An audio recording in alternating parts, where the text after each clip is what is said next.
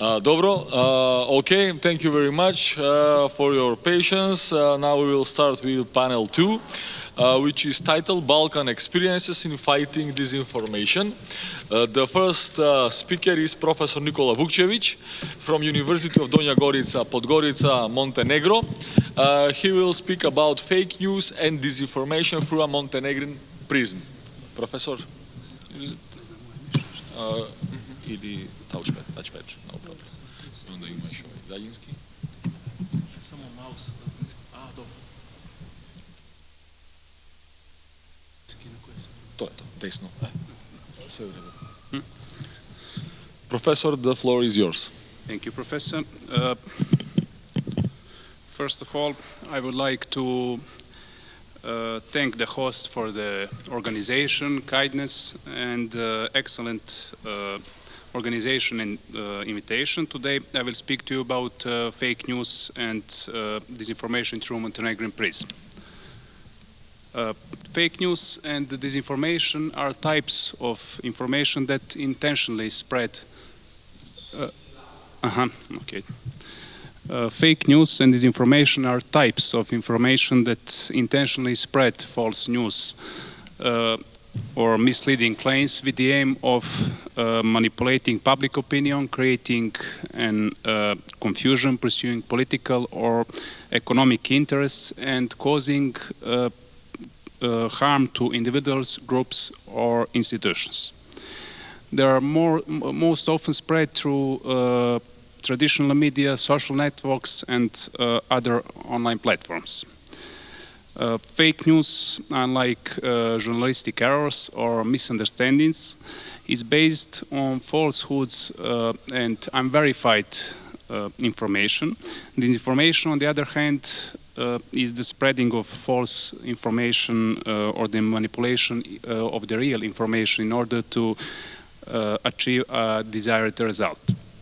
The fact is that this is about something that can have serious consequences, such as breaking the public trust, a significant slowdown of democratic process, polarizing of society, confusion and panic being caused, and other. Fake news and disinformation are a global phenomenon that, from which Montenegro has not been spared. In the age of the digital era and the spread of social networks, information is transmitted quickly and it's easily accessible to a wide range of people. However, with this increase of the availability of information, there has also been a rise in fake news and disinformation. Montenegro, like many other countries, faces the spread of fake news and that can have serious consequences for our society. Fake news is often used for political purposes in order to shape public opinion, destabilize a current government, or manipulate elections. In some hand, it can polarize society, cause mistrust among citizens, and create an atmosphere of confusion and insecurity. Disinformation is also used to spread fear, intolerance, and hate, and often focus on ethnic, religious, and political divisions within society. Such disinformation can have serious consequences for social cohesion and peace. Fake news and disinformation appear in different forms of communication in Montenegro. By that we mean social networks such as Facebook, Twitter, Instagram, and YouTube, which are often platforms where fake news and disinformation are spread. They allow the rapid dissemination of content among users, such as articles, photos, and videos. What is worrying is the truth of reliability of information is rarely checked before it's shared. The second form of communication are websites and blogs that are numerous and that intentionally spread fake news and disinformation to gain click or promote certain political or ideological views. These sites often look like credible news sources, but actually spread unverified or fabricated information. The third form of communication are emails and instant messages, where senders may use various deception techniques such as impersonation or information manipulation to convince people to share fake news or disinformation. These forms of communication make it easy to individuals to reach a target group to whom it's necessary to spread false information. The last form of communication are traditional media. By that we mean TV, radio, and newspapers, and that despite having professional standards for checking information before publishing it, sometimes fake news can appear on these platforms as well. It may be the result of pure journalistic practice or the deliberate dissemination and of disinformation by journalists or publishers through print media, television or radio.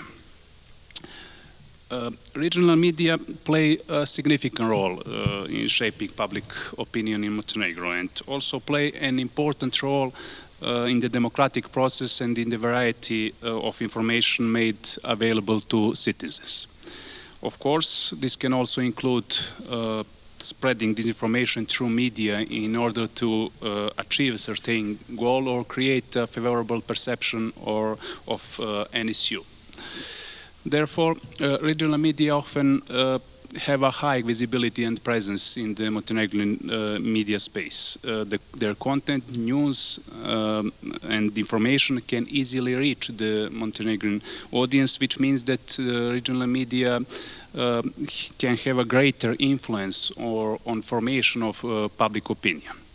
It can be said that the media of country that meets following two criteria have the greatest influence on Montenegrin public opinion. It's the same language and the common border.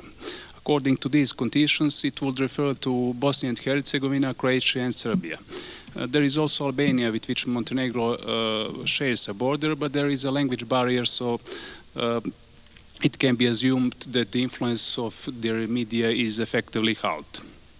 Finally, if you look back at the countries of the former Yugoslavia, we also have Macedonia and Slovenia. Macedonia has a different language and doesn't border Montenegro, so it can be assumed that the influence of their media is negligible.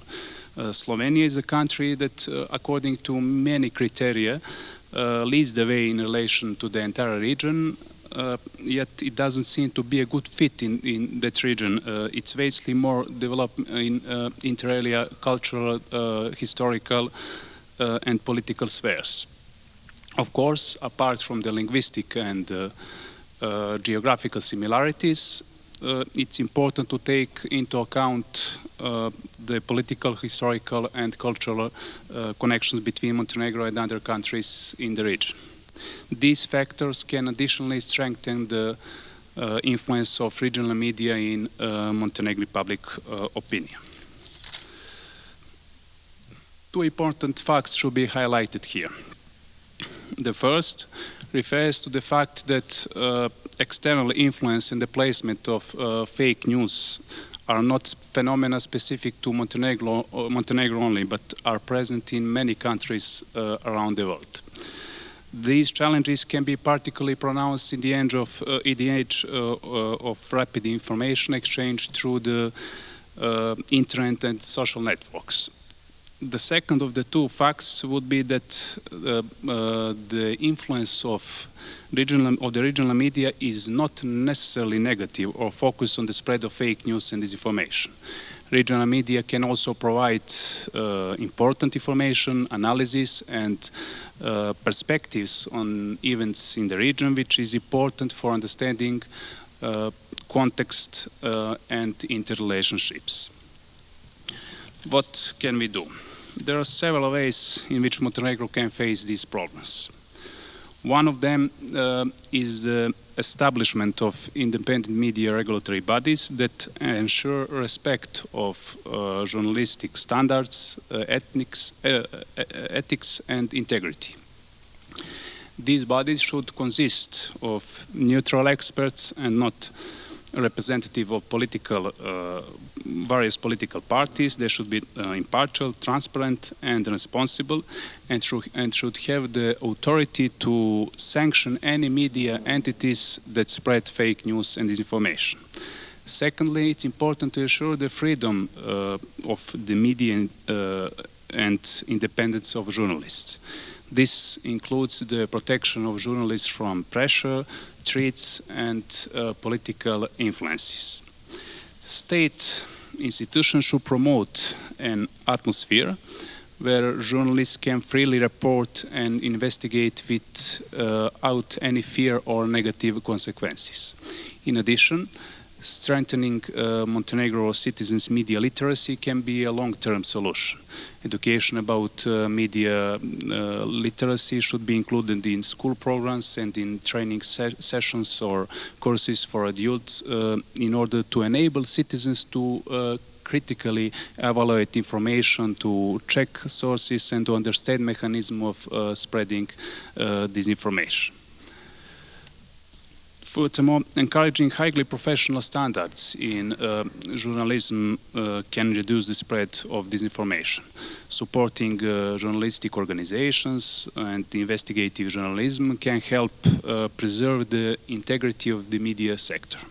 Also, Montenegro can cooperate with the international organizations and partners in order to exchange information and best practices in the fight against disinformation. This may include cooperation with the European Union, NATO, and other relevant organizations. There is also transparency regarding media ownership that can help identify potential conflicts of interest and political influence on media coverage. The authorities can require media to publish information about their owners and sources of funding. One of the proposed solutions is a systemic approach that could be crucial in solving the problem of fake news and disinformation. Therefore, creating a synergy of state institutions and establishing a strong framework that protects media independence will be an important step towards curbing this problem. It's crucial that the systemic approach is not limited to just one political period or government, but to reach a broad consensus on the importance of media freedom and the fight against disinformation. Continuous support and engagement of civil society, academic institutions, and international organizations can also be helpful in creating an environment that supports media independence and the fight against fake news. Finally, it's important to emphasize that this is a complex problem whose solutions has only been partly tackled in Montenegro. It requires comprehensive approach that includes changes in legislation, education, media practices, but also a citizen awareness. Thank you for your attention. Thank you very much, Professor Vukcevic, for your excellent presentation. Now the next speaker is Professor Mladen Karađoski. Professor Karađoski, yes, to find the presentation, but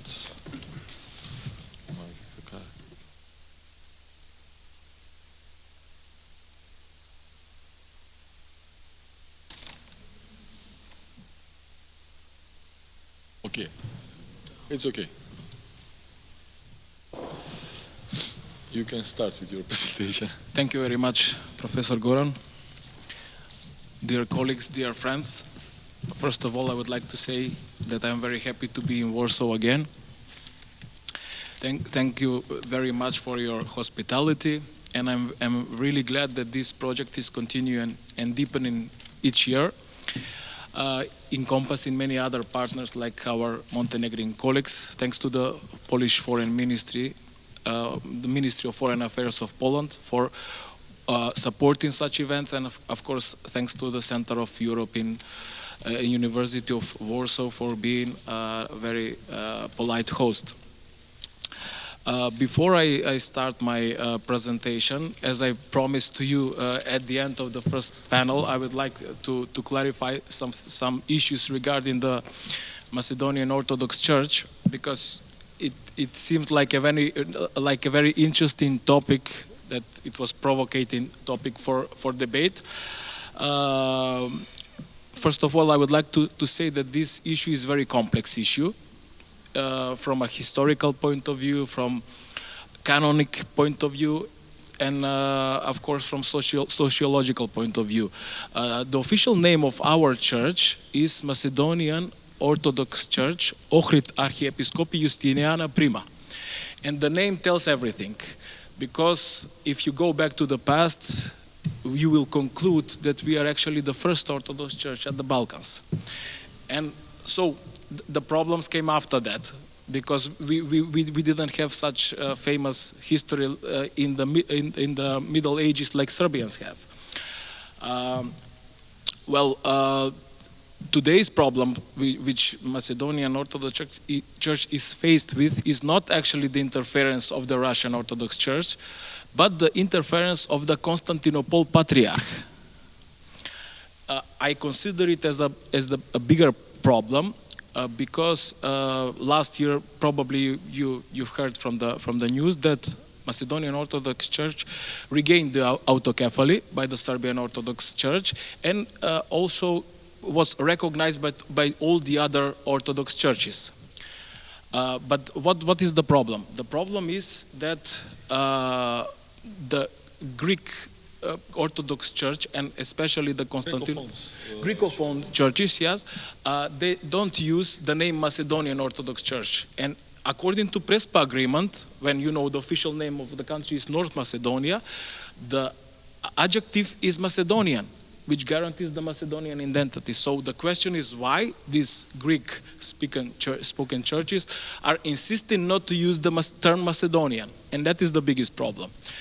Also, there is another problem from a canonic point of view, where there is interference of the Constantinople Patriarch in nominating archimandrites under his control, which is against the canonic Orthodox rules, because you have autocephal church and you have your archiepiscop who nominates archiepiscop or archbishop, to be more concrete, who nominates actually the archimandrites and the episcopes. And you have interference from the Constantinople Patriarch in Fener, the area Fener of Istanbul.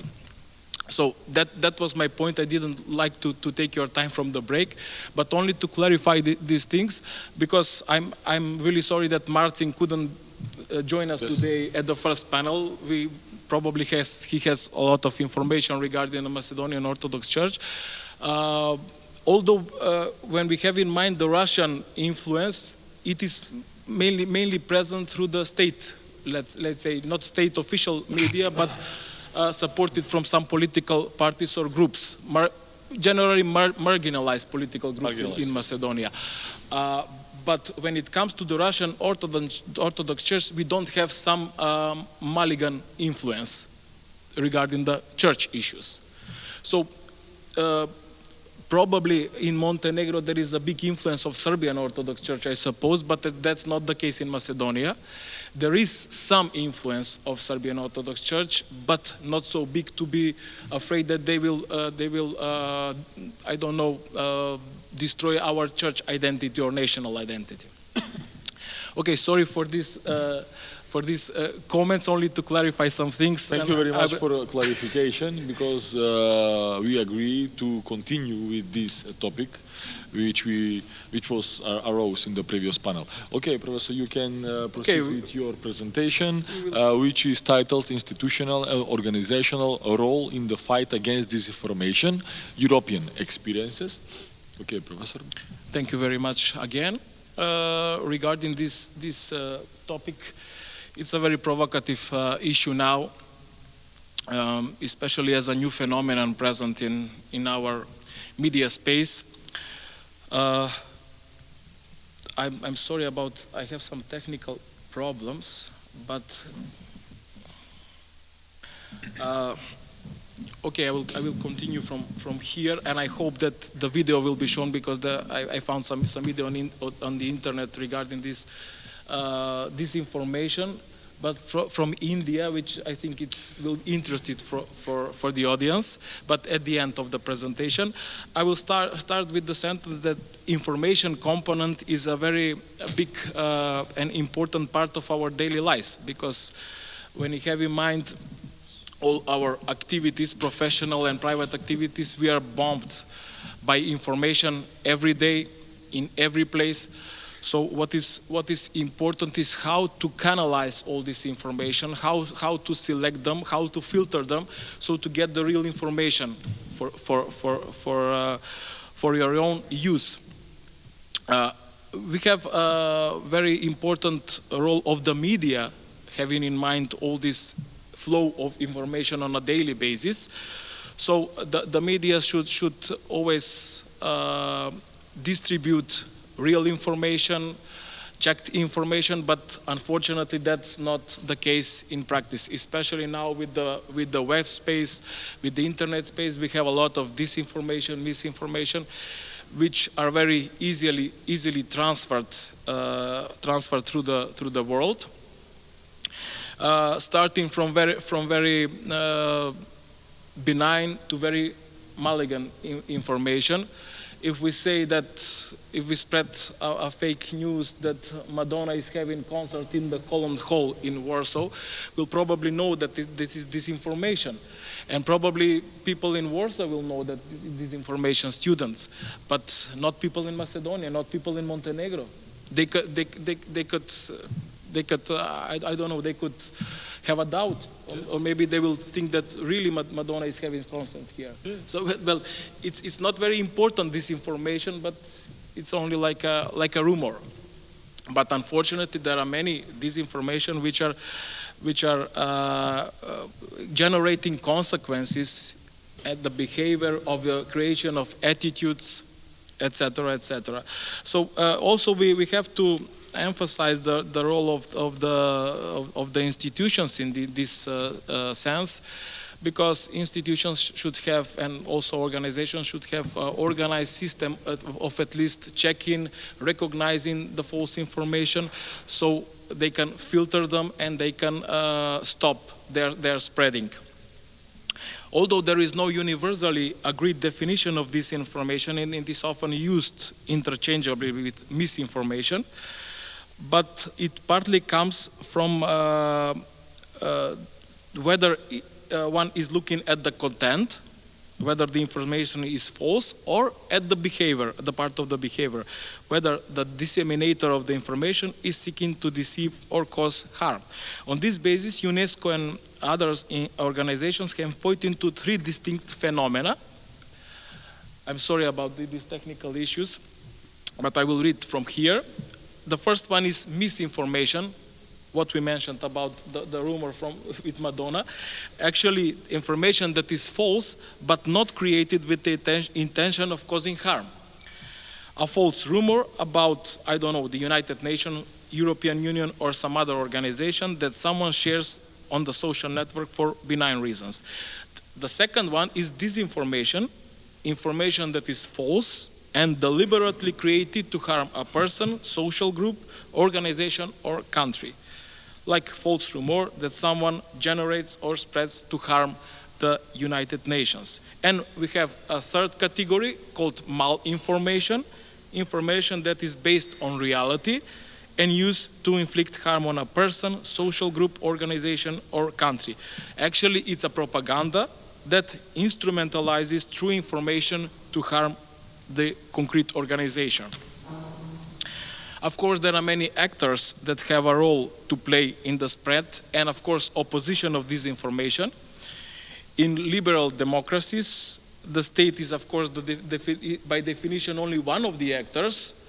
When we speak about autocracies, it's the only actor, but when we speak about liberal democracies, it's only one of the stakeholders, because we have NGOs, we have think tanks, we have independent journalists, we have academics, and of course now we have digital platforms which play an important if not even the greatest role in the detecting and countering disinformation. A successful or effective response is always multifactorial, being the result of the combined efforts that are so intertwined that it's sometimes difficult, perhaps even impossible, to know for certain to what extent the state response contributed to it.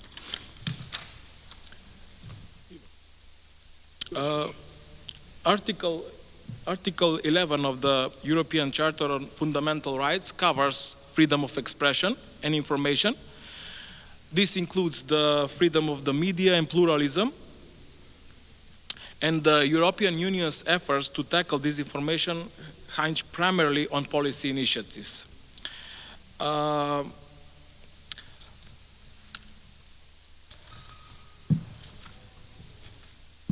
we are coming to the slide. There is a document called Strengthened Code, brought in 2022, where the signatories acknowledge their important role in combating disinformation, which for this purpose of the initiative is defined to include misinformation, disinformation, and information influence operation, and of course foreign interference in the information space. This code contains 44 commitments and 128 specific measures relating to such commitments. And there are several thematic areas, which you can see from the slides, which are connected with this document, related to advertisements, political advertising, integrity of services, and empowering users.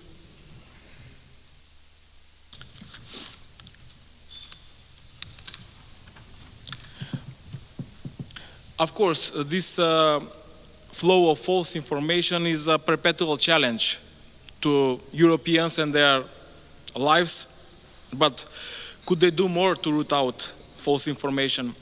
Should governments to step in? Although, of course, education processes, transparency issues are seen as crucial elements to any potential solution, all the approaches come with some difficulties.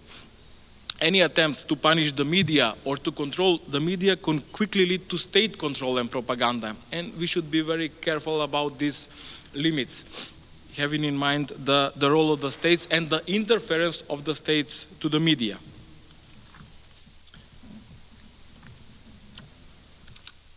Yes, it's about the appropriate line. Yes.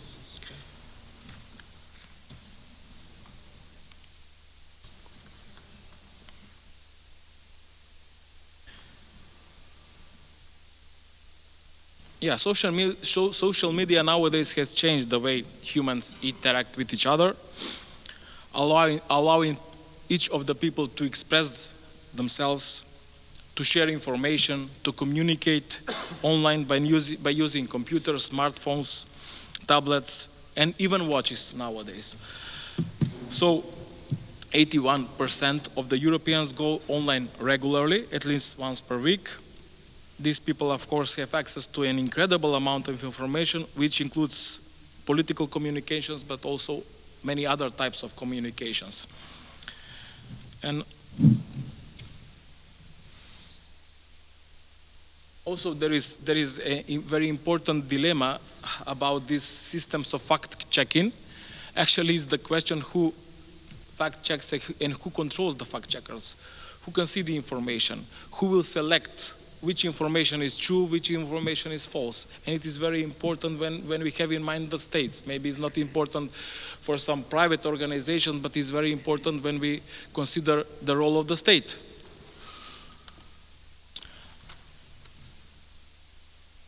Okay, of course, we are all vulnerable to disinformation. And of course, we cannot function on a daily basis if we mistrust and question almost everything. So we should have more confidence. It's all about the confidence when you received, when you spread the information, and when you believe or disbelieve information. It's all about the trust you have for the source you get. Okay, I will move to the conclusions and let the video. Of course, that institutions or organizations should create some mechanisms to defend themselves from misinformation, combining not only legal instruments, but also social and technical measures. It is likely that these mechanisms will not solve the problem, of course, at least not completely, but it could be a good step forward in the process of creating a safe and confident media space. In such a globalized world where we live in today, full of different types of information and an enormous information flow on a daily basis, it is extremely difficult to control, to filter, to select, and disseminate only good and correct information. Anyway, the laissez-faire concept regarding information is not a good solution, and of course all democratic states, along with international organizations, but of course also business and non-governmental entities, have to react and fight against disinformation continuously, thereby helping the citizens, the ordinary people, to receive real, correct, appropriate, and useful information. And now I hope that the video can be. This is so exciting. I feel like an MTV VJ from the 1990s. The last decade saw technology take over our lives in ways that our ancestors could possibly not even have imagined. Into our pockets came this one compact baby that is capable of providing entertainment and knowledge, ordering food, hailing cabs, and lots more. But there is something else this smartphone culture has brought into our lives, and that is fake news. 2019 being the last year of this eventful decade, we thought we'd take a look at this phenomenon with a twist. So, here's presenting to you the 10 most ridiculous pieces of misinformation from this year. Prepare to be thoroughly entertained, my friends. At number 10, we have the story of a man who pretended to be deaf and dumb for 62 years to avoid listening to his wife talk, ending with the wife filing for divorce from this mean man when she found out the reality. If this were true, this gentleman would deserve to win several awards for putting up such an amazing performance for over 6 decades. But of course, this was not true. A satirical article was picked up and passed off as a true story. The actual story does involve a divorce, but because of the husband's apparent extramarital affair. In this case, fiction turned out to be stranger than the truth. More from the satirical website article turns into viral fake news category. At number 9 is the story of a woman who holds the record for delivering the highest number of babies in a single pregnancy. 17 identical baby boys. 17. Here I have to wonder what the person who first spread this as a true story was thinking when they saw the original article. Did they decide to have some fun by passing this on and seeing how many people believed it? Or did they actually believe it themselves? Either way, forwarding it was a pesky thing to do. You know what else is a pesky thing to do? Scaring people by saying that a living cockroach can survive inside your body. At number 8 is a photo of an X-ray showing a big cockroach casually chilling between a set of ribs. The post says that this roach has been living inside the chest of a man from Zimbabwe. Turns out the actual X-ray, which is cockroach-free, is of one of the most famous women the world has seen, Marilyn Monroe, whose death in 1962 has been something of a mystery. For all we know, this photo will resurface in 2020 with the claim that Marilyn Monroe died not from drug overdose, but because she had a cockroach living inside her. And that her managers hid this information because they didn't want her glamorous image to be tarnished with these disgusting truths. Look at me spinning all these wonderful tales. I could be a fake news agent myself, no? But I'm not. Because before I can even begin to believe this stuff, this one little thing starts to ask me questions. It nags me at the back of my head. It's this thing called logic. Seriously, a lot of misinformation can be caught if we simply apply the least amount of logic while consuming new information.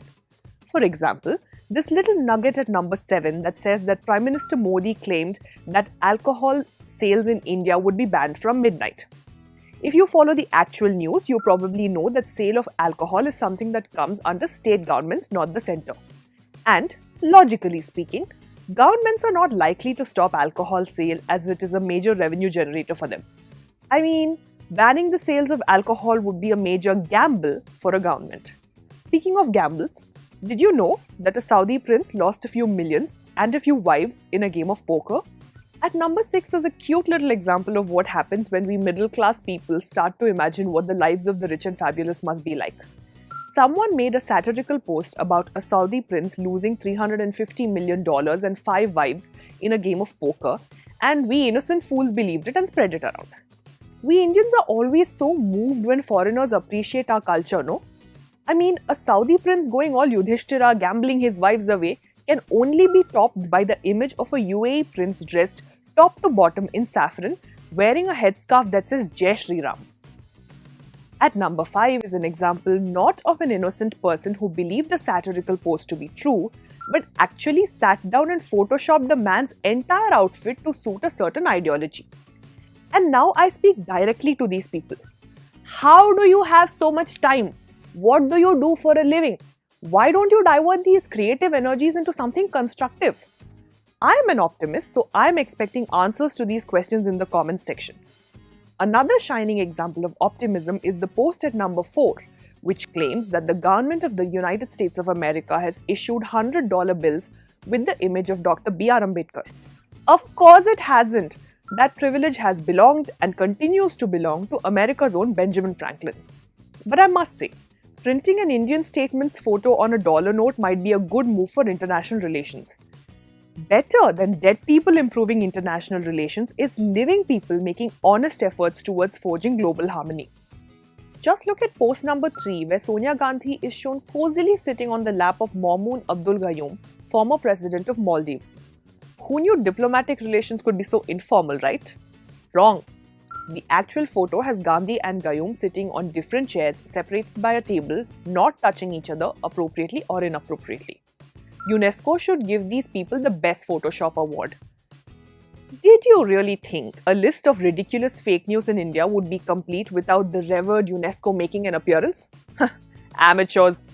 Look here at post number 2 that claims that the UN body has named Islam the most peaceful religion in the world. And they're not just faffing nilly-willy. There's a certificate with the post as proof, signed by the UNESCO Director General and all. Also from UNESCO, this year, the Communist Party of India, Marxist, is the most honest party in the world. What do people think? UNESCO has nothing better to do than handing out awards for Best National Anthem, Best Prime Minister and all, or what? Yes, that's right. Narendra Modi is, of course, the best Prime Minister in the world according to UNESCO. But that is not even the Modi-related post that takes the cake. At number 1, are you ready for this? Is a viral post that claims that Mr. Modi has a secret identity. He is Godman and convicted rapist Asaram Bapu's son. If this were true, UNESCO would have given an award not to Modi but to his PR team for keeping this sensational news hidden for so long. But because it is not true, UNESCO will probably just go back to doing whatever boring work it usually does instead of handing out awards to politicians and parties and religions. UNESCO may not hand out awards and rankings, but we hope you liked our rating of fake news from this year on the scale of sheer gasp-worthiness. But we also hope you didn't like it so much as to create and share more fake news so that we'll have to do something similar at the end of 2020 as well. Let's make a combined effort to leave fake news behind in this decade and make more informed choices starting today. Excellent, excellent. Thank you very much, Professor, for this video. I hope that this was very refreshing for all of us. Thank you for your exhaustive presentation regarding your title. Thank you very much. The next one is the only lady in this panel, Professor Jovana Davidovic. She will speak about new media, old story, or post-truth era and media manipulation techniques from the University of Montenegro. So, Professor Ke, the floor is yours. Thank you very much. Da.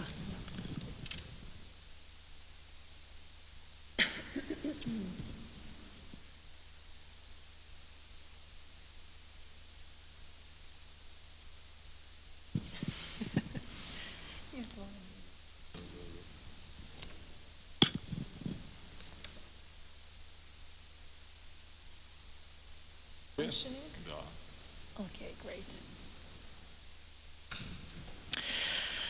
Thank you very much, first of all, for your kind invitation. It is my great pleasure to be here, and I would like to thank the host for great organization. As our moderator said, I will speak about new media and new techniques of media manipulation. Some of them we already heard, so I will not take so much time when explaining various types of maybe malformation or disinformation, but I will explain basic differences in terms of media production. So first of all, we know that the media manipulation is not the new phenomena. It's something that is basically as old as the media and information spread. But there are several new techniques that we are having and facing today in the media content, which is based dominantly on technological influence. I will summarize these differences in media production and media consumption, but prior to exposing these differences, I will explain some new content in journalism, which is now called immersive journalism. And this type of journalism is the one where the consumer has an active role. One proper example of immersive journalism is, for an example, VR journalistic content. So I will show an immediate example from National Geographic.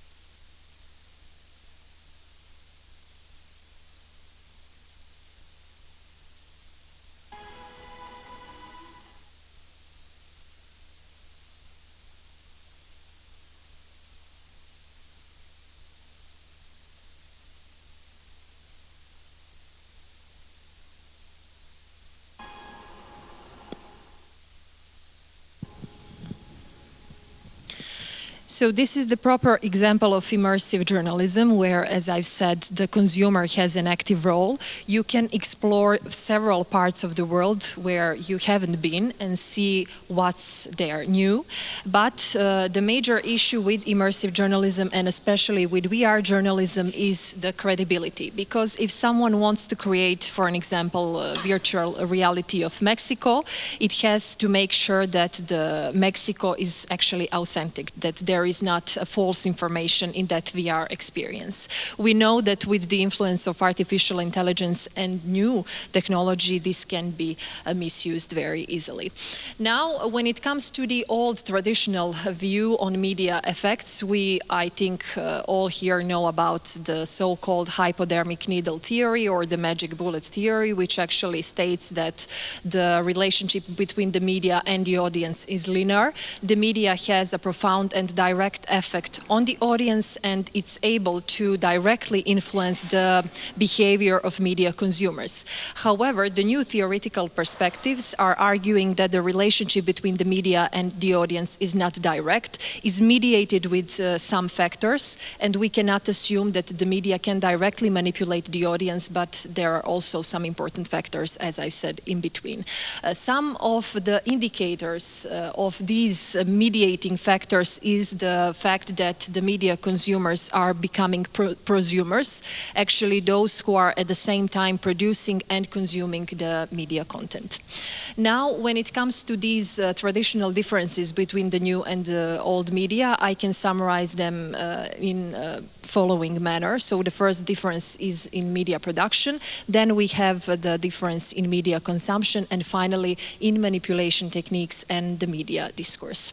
When it comes to production, as I've said, the media audience is becoming more and more involved in the production of the media material. We do not have only traditional media consumers, which are passive, which are receiving information. We are having the audience that is engaged, that can create information on their own, that can create their own information channel. And of course, this creates a vast, or a large space for disinformation and various forms of manipulation techniques. Now, when it comes to the discourse and manipulation, I will skip this part which is related to production and immediately speak about various manipulation techniques. So first we need to know what is media manipulation. This is one very broad term, and one of the definition of the media manipulation is that this is first some sociological and technical process. So both components are very important, because media manipulation affects our cognitive, our affective, and our behavioral component. But also media manipulation means some technological process with especially new technological means. So sociological and technological component is equally important. And the other part of this media manipulation definition is crucial, where we can see that the purpose of media manipulation is to make people think or behave in a certain way without their awareness of doing so. So we have a consent to behave in a certain way, but without being aware that we are behaving in that way. Because the media is the cause of our behavior, the media instructed our behavior, that manipulative content, but not is not something that is coming from ourselves. Again, as I've said, manipulation is not a new media technique, it's very ancient media technique, and here we are having one example even from 17th and 19th century. On the right part of this slide is the so-called Great Moon Hoax story, which was very classic example of fake news published in the 19th century by New York newspaper The Sun. And the author of this story used the scientific research of one astrophysicist, Herschel, and he quoted him that he found new forms of life in the moon, people with wings, etc. So he falsified his statements. The astrophysicist never gave these statements, and used them to claim that there is a new form of life in the moon.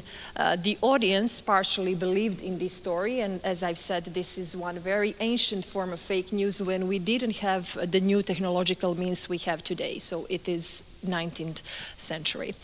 Now, media manipulation is often connected to so-called post-truth era. There are many definitions of post-truth. We also know that fake news is not the proper term to use now. We would use disinformation as a more precise and better term to explain various types of media manipulation. But if we would have to define fake news, we would say that fake news are news that are false, that contain false information, either as disinformation or misinformation. I will not elaborate on these definitions because we had the opportunity to hear about them. But in any case, post-truth era is producing a vast amount of disinformation. And what is post-truth era? The crucial label of post-truth era is emotional manipulation. So the media content is targeting our affective component, not cognitive, not behavioral, but prior to all our affective component, our emotional component. So this is the crucial part of a crucial characteristic actually of the post-truth era. As I've said, the facts are becoming less important in post-truth era than subjective media interpretations that have a major goal to affect our emotions and how we experience certain things that are published in the media content. Now, I will just briefly mention several types of media manipulation, and I will show again several examples. So we heard already about misinformation and disinformation, so I will not elaborate further on this. Disinformation, this is one example when the fake news website was created. This website exists. It's a Belgian website, but this version was fake, and it published information that the French presidential candidate at that time is supported by Saudi Arabia. Misinformation is usually related to some accidents or some information when journalists cannot verify the number of people who were killed, the number of people who were injured. It's the most common type of misinformation we can find in the media content. Now, with disinformation, this is a bit more complicated.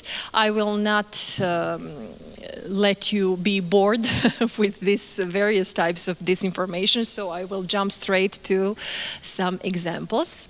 I will show you the website. I hope that you're not familiar with this example, and I would kindly ask you to tell me which one is real and which one is fake. So we have ABC, which is Australian media, and two websites of ABC. Which one is fake and which one is authentic? This is okay. Can you raise hands, please, those who think that this is the real one? Okay. And the rest?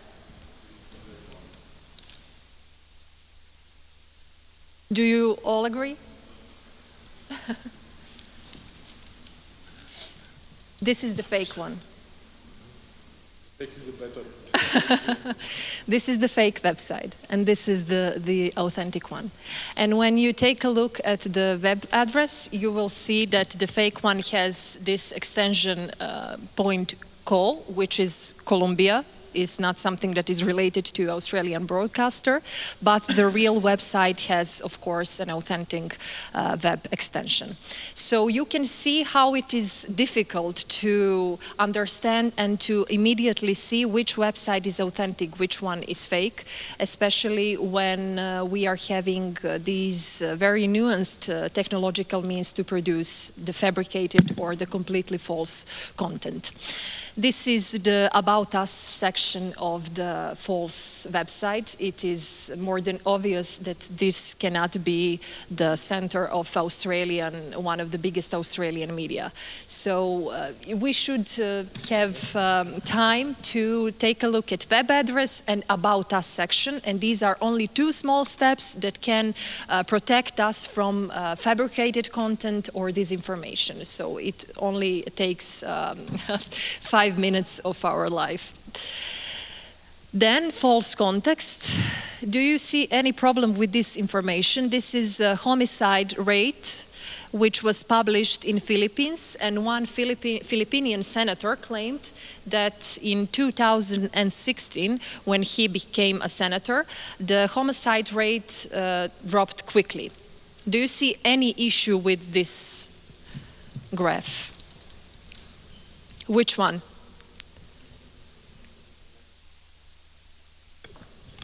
Louder, please. Louder, please.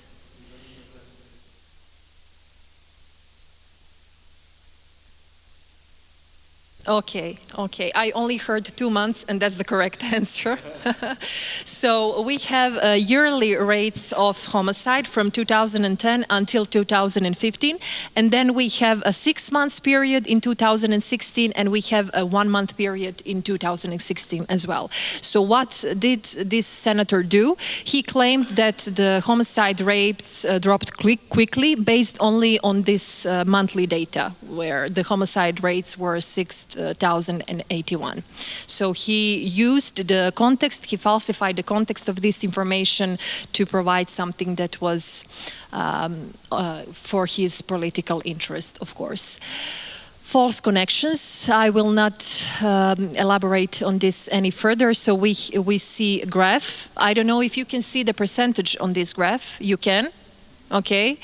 I'm sorry that you can, because I'm sure that you would say that on the left chart we have 20% and on the right chart we have 80%, but the difference is 4.6%. So we have a chart that, of course, falsified the visual presentation of the information. This is, again, a similar example. Now, when it comes to propaganda, we all know that propaganda is one systemic and structural and highly controlled process, which is usually used by political groups to make people think, believe, and feel what these political groups want, without awareness that they are thinking, feeling, and believing what politicians want from them. This is, again, one example of propaganda during the Trump's campaign, Make America Great demonstrate again, his attitude towards migrants. And this information was published in 2016, and it argued that since Donald Trump won the presidency, the Ford production shifted from Mexico to Ohio. However, this is not something that was Trump's idea or the production of his presidency, but an old information that happened 1 year before Trump won the presidency. Manipulated content. This is again very famous picture of Theresa May when she was a candidate for Prime Minister in Great Britain, of course, and this is the proper angle of this photo. Now I will briefly speak about AI, about artificial intelligence. We already heard during our first panel about synthesized media, about lip synthesizing, so I will not elaborate any further on this. And these are the examples of AI manipulated photos and the proper photos. I will not ask you which one is which because we don't have enough time, but the first line is the authentic one and the second line is AI manipulated line. Now, when it comes to what can be done, I will just say briefly that of course, media and information literacy is the best solution that we have currently.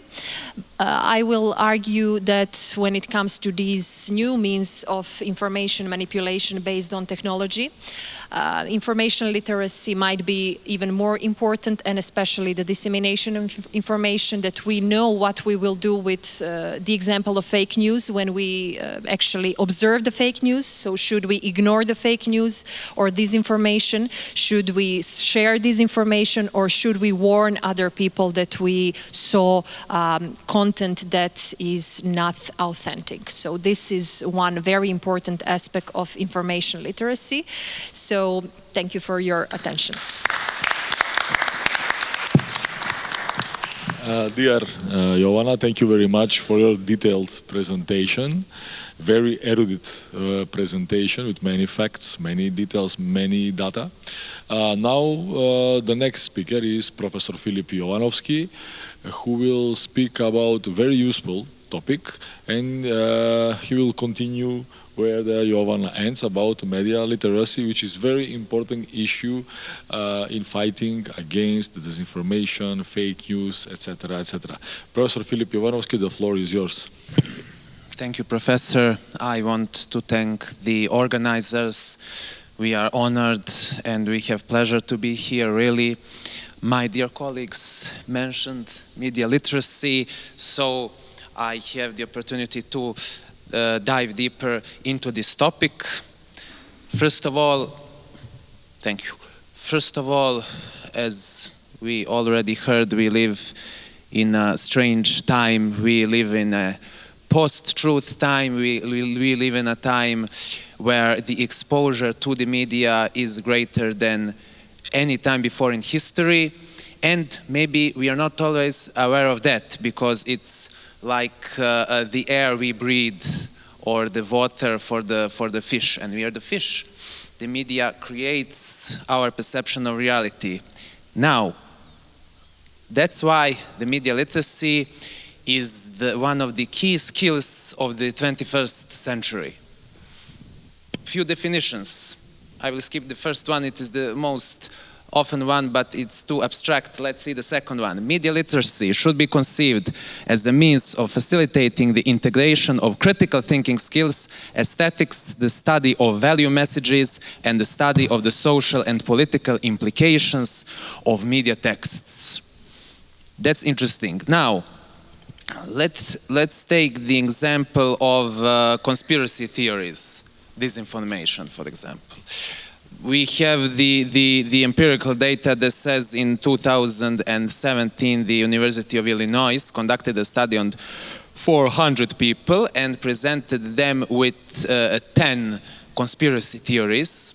Half of those theories were right-leaning, half were left-leaning, so to have something for each group. And the results showed that people with the highest score of media literacy competencies were less likely prone to believe in conspiracy theories, for example.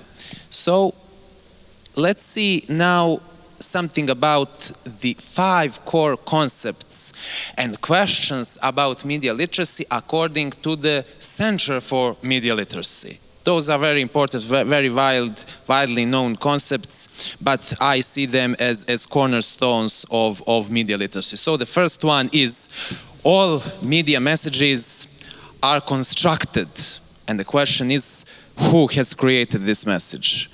So we may say that media messages are never the reality. They are the copies of reality or attempts to copy the reality. They are not, so media are not the window through which we look at the world. They are like the painting that is simplifying the reality at the best. At the best. And at the worst, it is completely different picture that has nothing to do with the real thing. Now, we mentioned before that the skill we need in order to penetrate these constructions is critical thinking.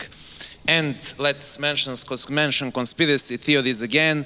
So, for example, first of all, not all conspiracies are disinformations. Conspiracies are a matter of history. So many conspiracies during the whole of history, surely many of them now that we don't know anything about and in the future. But let's take critical thinking. One example, when Kennedy was assassinated, it was estimated after his death that more than 300 conspiracy theories emerged about who is behind his murder. So if one of those is correct, all other 299 and how many are wrong. So people have the tendency, people without media literacy have the tendency to believe the first conspiracy theory they read on the internet. But critical thinking skills tells us there are hundreds of other conspiracy theories that sound equally persuasive but are completely different. So let's keep ahead to the other core concepts. So media messages are constructed using a creative language with its own rules. So the same example, conspiracy theory. If you have a conspiracy theory video with some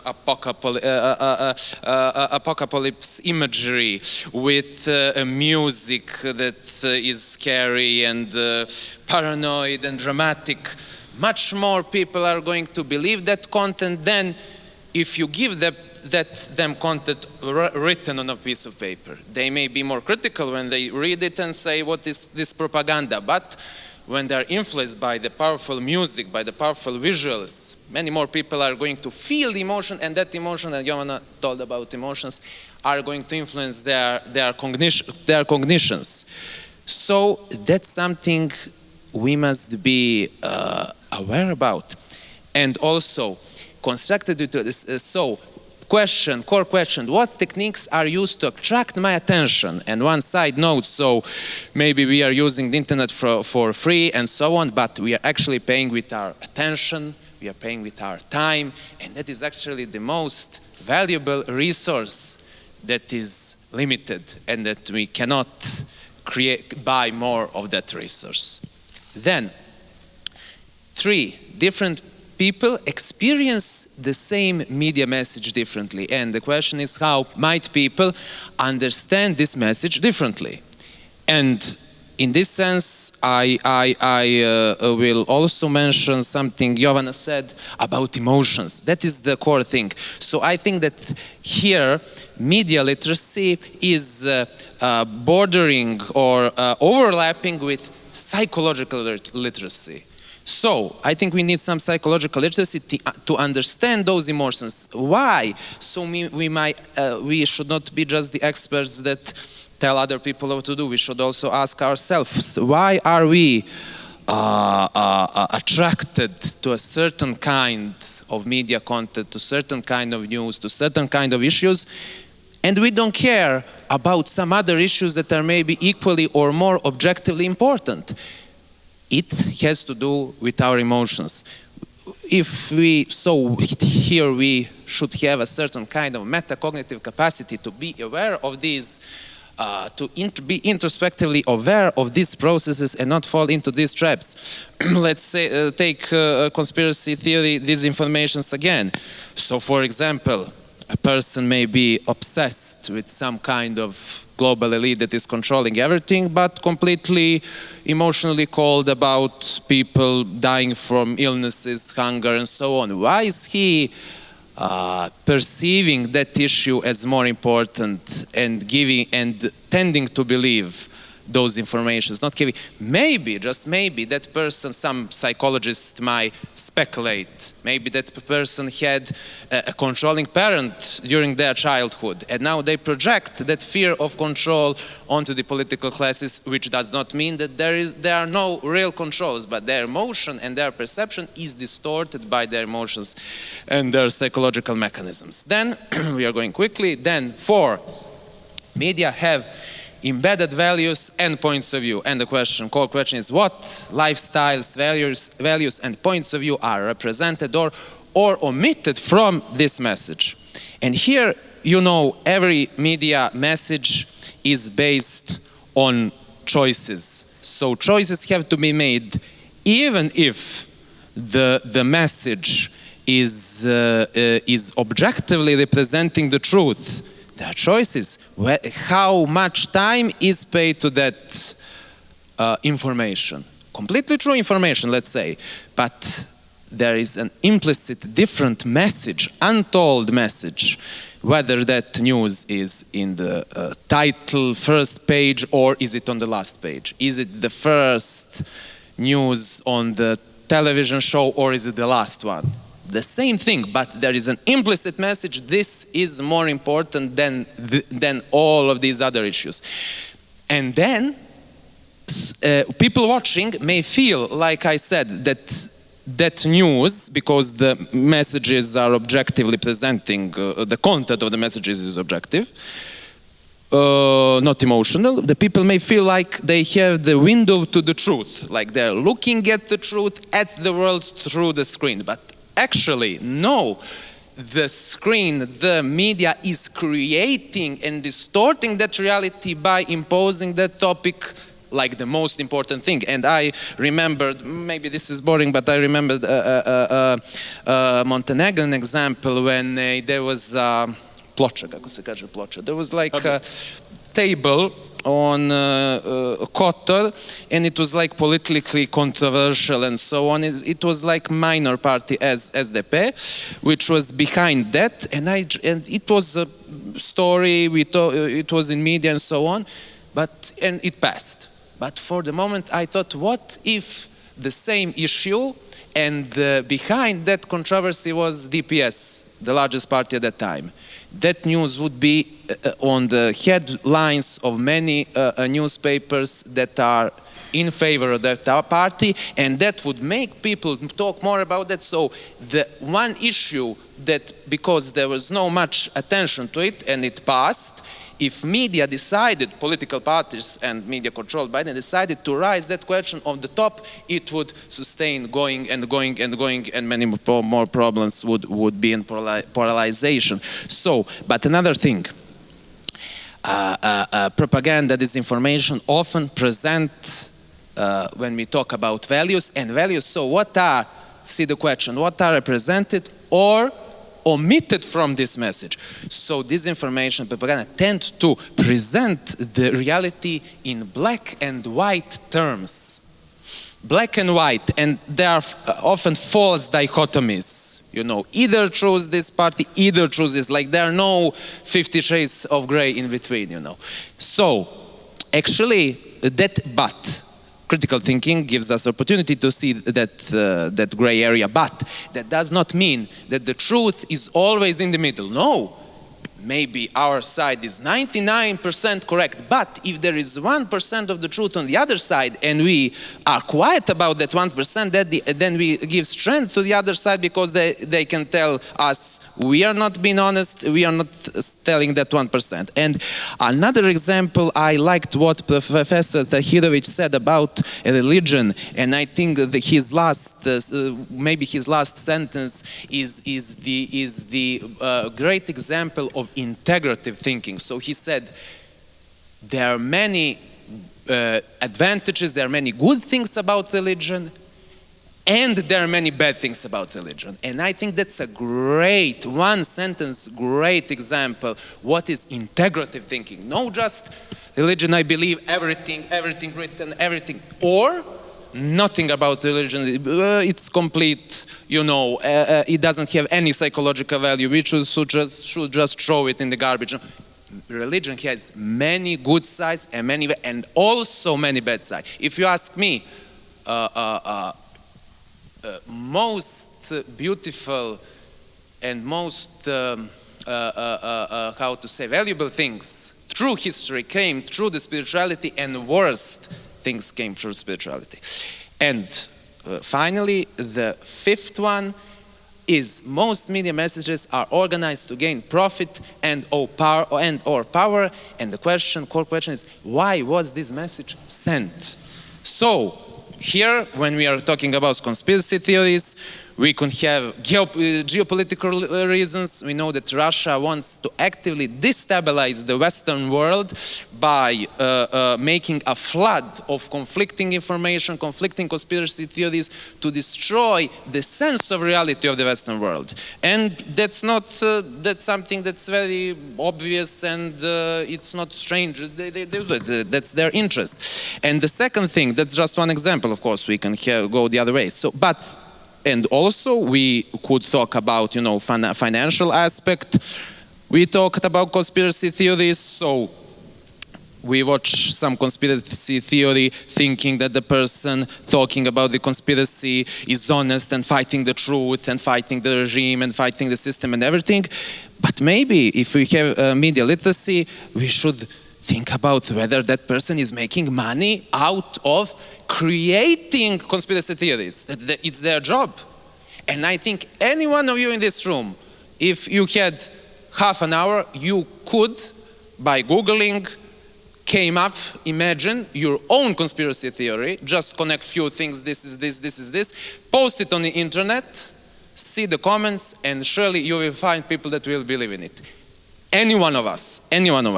And to finish my presentation, sorry if I was long, so are we going to, how are we going, just one small example, how are we going to teach media literacy to children? Children are most important. I think I'm a pessimist. I think that older generations are going to hardly be educated in the sense of media literacy. That's my opinion.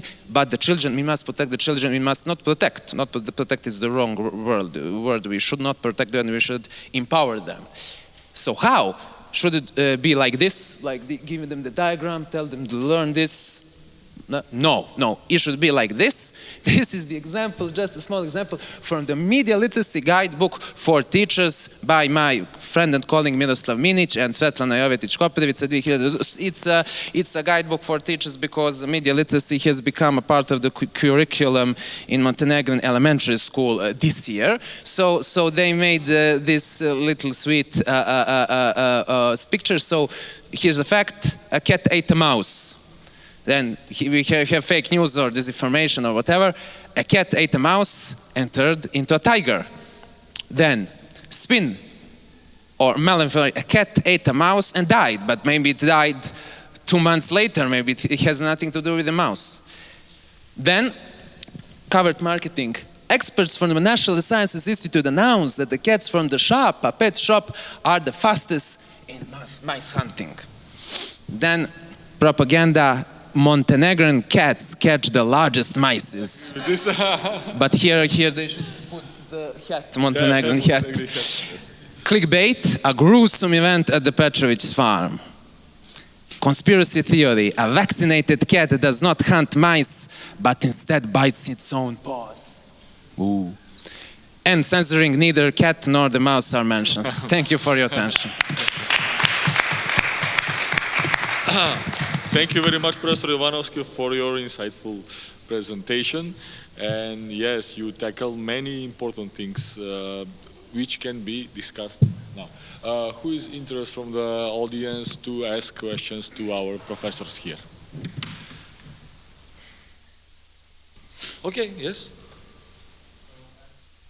Maybe. Yes.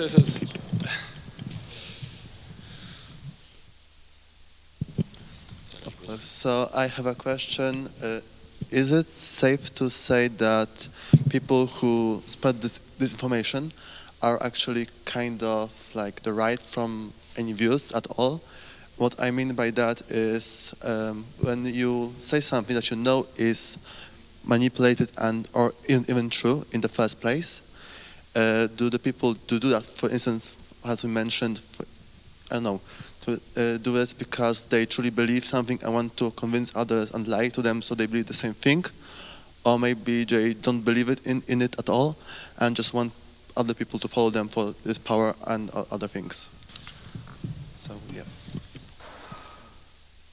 Somebody else? Somebody else? More questions? Okay. To whom is addressed the question or to... Okay.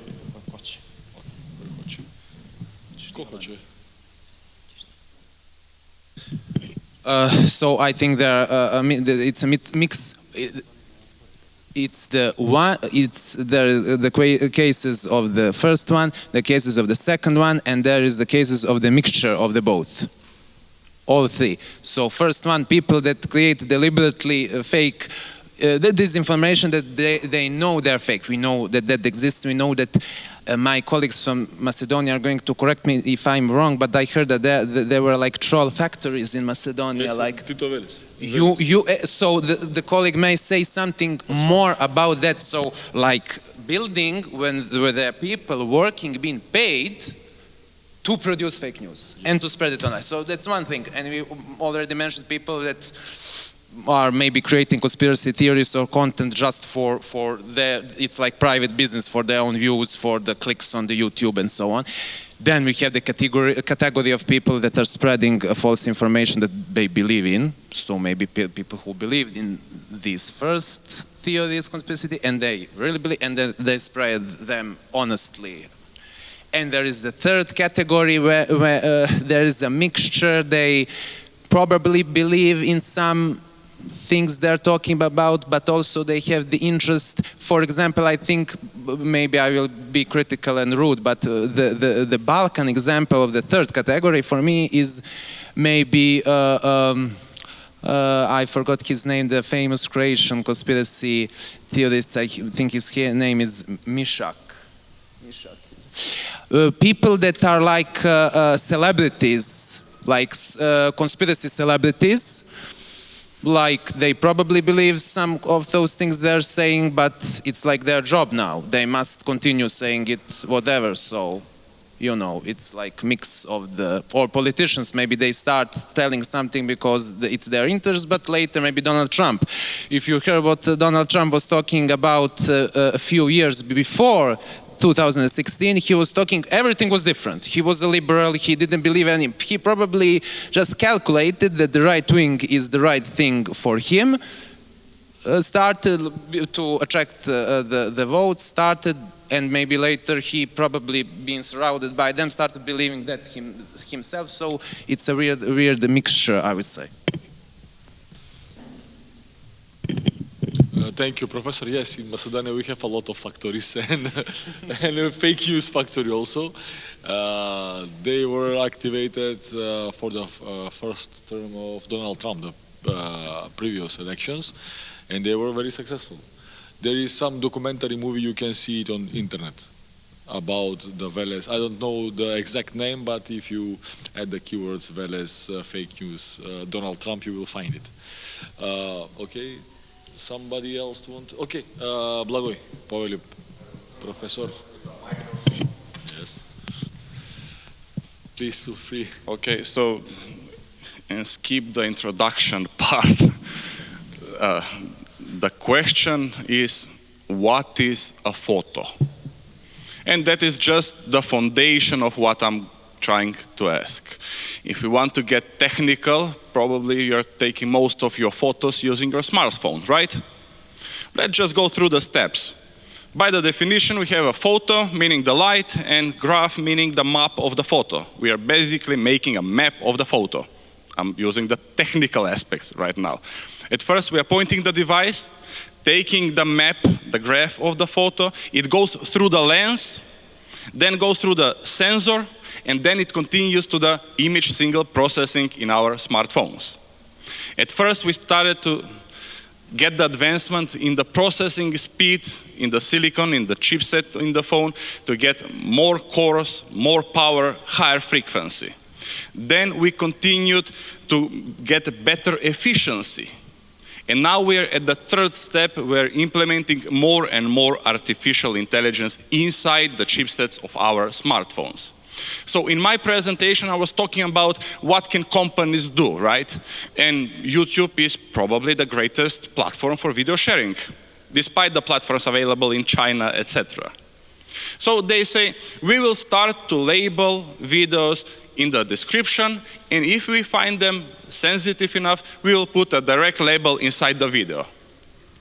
Have you heard about the Pixel phone? We have iPhone, created by Apple, and we also have a Pixel phone. It is created by Google. Google is the ownership of YouTube. The level of AI-generated images created by a Pixel phone is a fascinating stuff. At first, you can take a selfie. You can take 5 selfies. In each one of them, only one of you will be the one who will smile. And at the end, you will have a coupled results where each one of you is smiling at the photo. So where do we blur the line, or where we draw the specific line? Is it an AI-generated or manipulated image, or is it not? So I know the technical part, but I will ask our Montenegrin colleagues from their perspective and their expertise, what is a photo?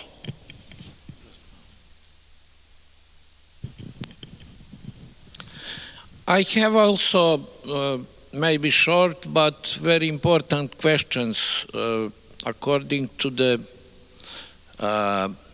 presenters here. I think that the questions toward Mladen.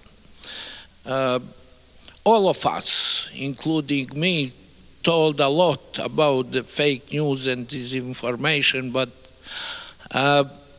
very small we talk about that, how to fight against disinformations and fake news.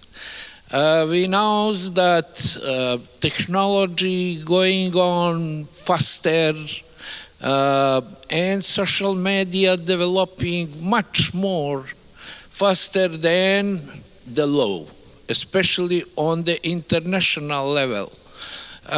We can fight against fake news and disinformation on the national level. It is not possible because the fake news coming from all the points of the world. Probably it is key questions, how to fight against the fake news and disinformation. Thank you very much. Thank you very much.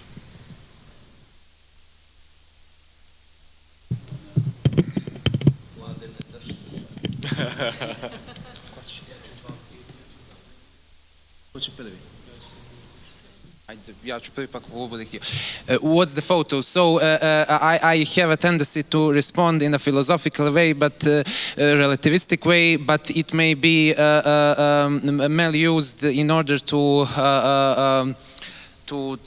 defend the AI. So first, I think that we will probably have a common basic sense where the photo is changed in a way that distorts something important, but I don't think there is an objective line, because I don't think there is an objective line that differentiates many things in life. You had the problem with abortion, so it's a question, when does the fetus embryon becomes a human being? Someone might say At what point? I think somebody may disagree. I think there is no exact point. It's like questioning when does the seed becomes a tree. It's like some other people may say it's the soul goes into the embryo at the moment of the conception, and that's the belief that they based on something that is not scientifically provable. I could say my religion says that the soul enters 2 minutes before birth, so it's very, sorry, I'm going to the digression. So what is a photo? And of course, if we go to the Buddhist philosophy, we may say there is no exact line that differentiates us, me from you. Why? Because cells in our organism are interacting all the time, giving information and materials one to each other all the time, and we consider them part of one organism. But now we are communicating and sharing information. And are we the part of the same organism in some universal sense? And all the cells in our body are not the same as 7 years before, because but it's philosophy. And the second question was how to fight. I think this one, the Jovanas, for example, presentation she should go to every school in Montenegro, elementary school, and show this to every student. And that's the way we fight this. You'll see the million examples of disinformation. And the first time when they see the disinformation, they might remember those examples. That is the way. And not make it kao izborni predmet, not maybe kao some extra material activity. No, it's the main, media literacy should be one of the main subject in school, not some, psychology and like those are some things that you like do after school. No, this is the question of life and death. This is the question of the survival of the democracy in the world. Democracy, we take it for granted, like it's democracy. It's the phenomena. Democracy is the phenomena that emerged at one point due to the various factors, and it could pass. It could pass. If we'd have people like Donald Trump leading the world and so on, it will pass. If we'd have people like Putin, it will pass. We will not live in the world. So I think that is why media literacy is defending democracy, and we should start with children. And just the simplest thing, just take this Jovanas presentation, go to every school in Montenegro, go to every school in Poland, and make it not mathematics, mathematicians, not biology, not the formulas that you learn. This is the first, most important thing that they will go to test, that will be graded upon, and so on. That's my opinion. Maybe I'm wrong.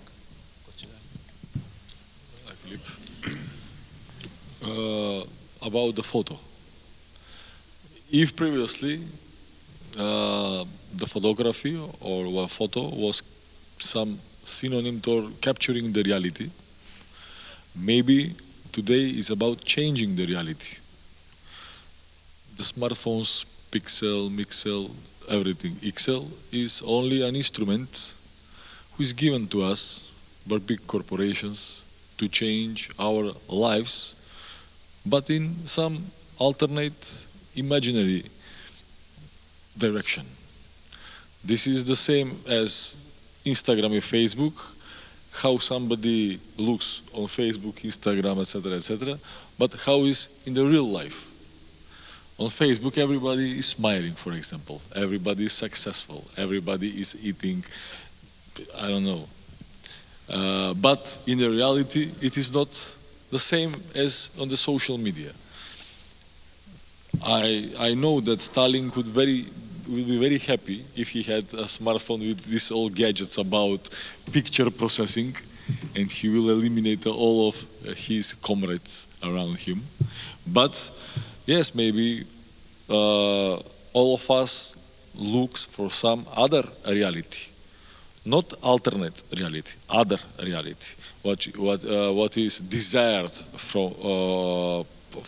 from ourselves as individuals, but that is in more dramatic way, in more optimistic, more day-to-day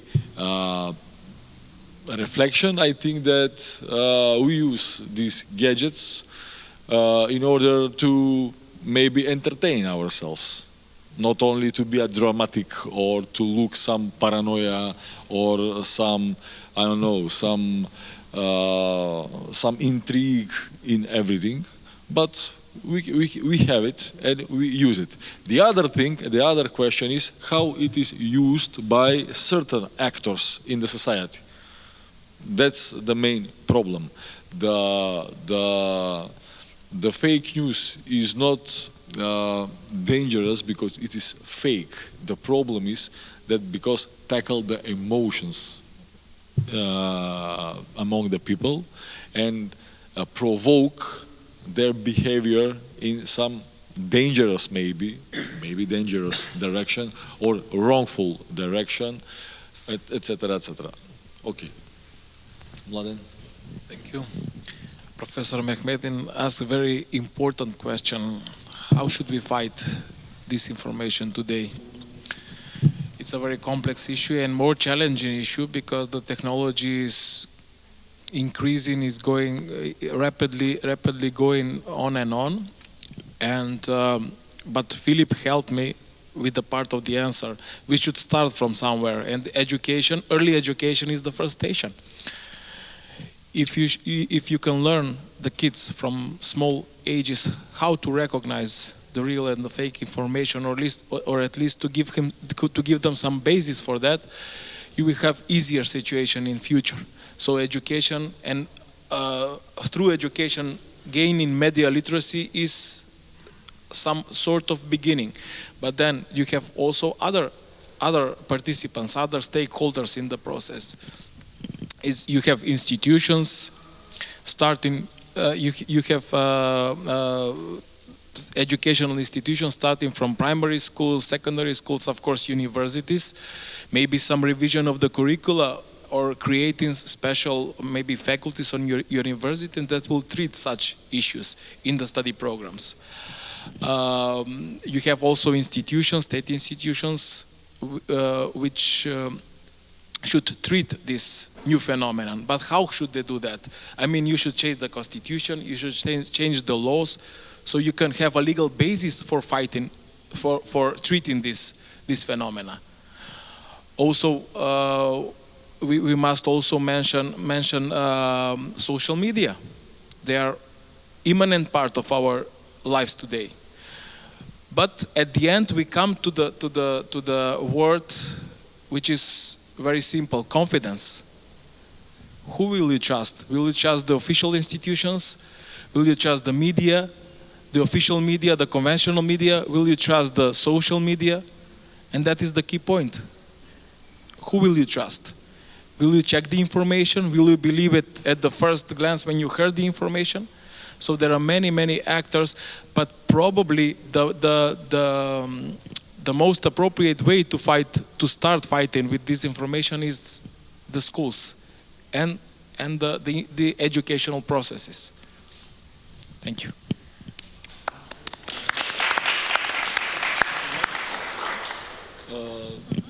Can I have Okay, absolutely. Thank you. I must say that. Do you have a question? Okay. Yes. Professor. So, Spera Francesco, visiting lecturer at Centrum Europa from Italy. I would like to ask you, linked to the professor question, answer, or like how to fight disinformation, misinformation, etc. Maybe it's because I'm a legal scholar, so I will provide a legal answer, and maybe one of you can tell me. And since I'm teaching here also AI and disinformation, I wonder, this is an open question for each of the guests, to what extent this AI proposal, coupled with the Digital Service Act, so the European response to fight disinformation, with this risk-based approach, like prohibited stuff to do, and then you have this pyramid where there is high risk, medium risk, no risk, and then the fact checker. To what extent, what do you think about that? This legal instrument put forward to fight disinformation by European Union might be effective and can cover all the phenomena that you showed that disinformation is, because maybe they cover one aspect. I don't know. I'm just asking you because you're from also another field. Thank you very much.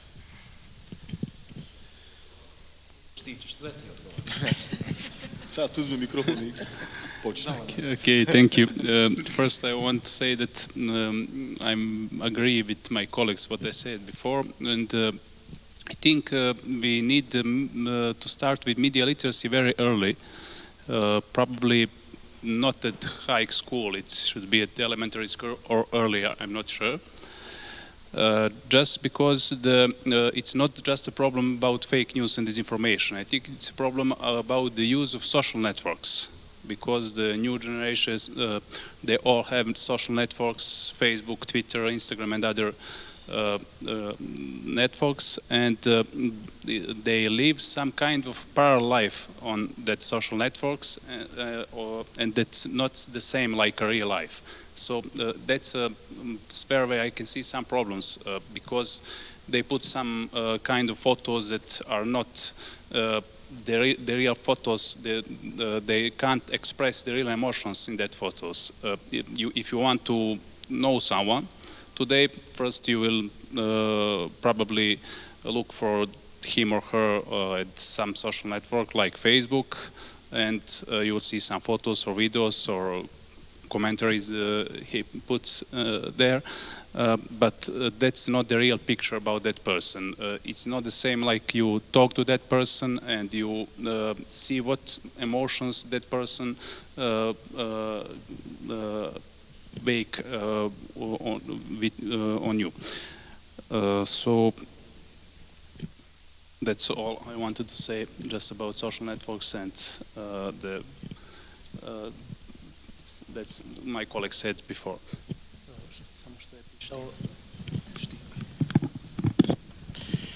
Okay, I will have just one small addition to these very interesting questions.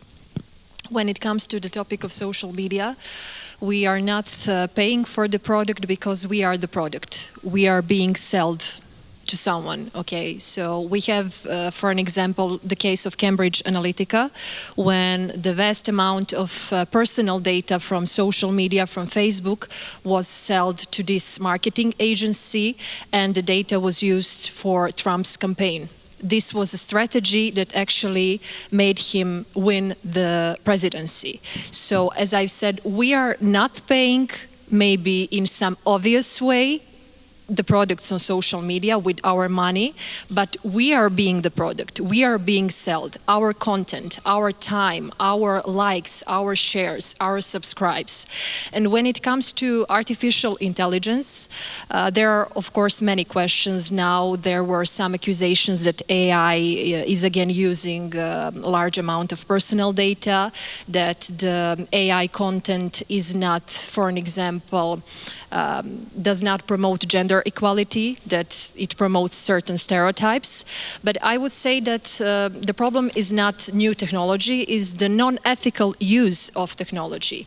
So we can maybe analyze some good examples, how AI was used to enhance some things, especially in journalism. For an example, Associated Press news agency uses AI software from 2014 to make some very complex news about finance simple to their broad audience. So they are literally editing news from finances with AI softwares, and these news, the output from AI software is that these news are more appealing to general audience. But what is one crucial difference that makes AI technology in Associated Press a good example, but not a bad example of misuse? They are having AI editor. So they are having a real person which is editing AI-produced news. So when they want to publish certain news through AI software, they will not publish it immediately, but someone from their news agency will check the AI-produced news and then it will be published. So this is one example of maybe good practice in AI and journalism. It is one of the rare examples as well. When it comes to legal means to combat disinformation, our last question, of course, I'm not from legal background, so I cannot expand further or elaborate further on this. But we know that the law cannot foresee all complex changes that we are having in our society.